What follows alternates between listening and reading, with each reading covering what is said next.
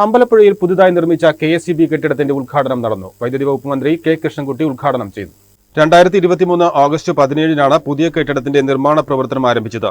68 ലക്ഷം രൂപയാണ് ഇതിന് നിർമ്മാണ ചെലവ്. അമ്പലപ്പുഴ തെക്ക് പഞ്ചായത്തിലെ മുഴുവനും പുറക്കാട് പഞ്ചായത്തുകളിലെ ഭാഗികമായുള്ള 27,000-ൽ പരം ഉപഭോക്താക്കളാണ് അമ്പലപ്പുഴ KSEB സെക്ഷൻ പരിധിയിലുള്ളത്. H. സലാം MLA അധ്യക്ഷത വഹിച്ചു. KSEB ഉദ്യോഗസ്ഥർ, ജനപ്രതിനിധികൾ, വിവിധ രാഷ്ട്രീയ പാർട്ടി പ്രതിനിധികൾ, KSEB സംഘടനാ ഭാരവാഹികൾ തുടങ്ങിയവർ പങ്കെടുത്തു. KSEBയുടെ അമ്പലപ്പുഴ സബ് ഡിവിഷൻ ഓഫീസും സെക്ഷൻ ഓഫീസിൻ്റെയും പുതിയ ബിൽഡിംഗ് ആണ് മനോഹരമായി പൂർത്തിയാക്കിയിട്ടുള്ളത്.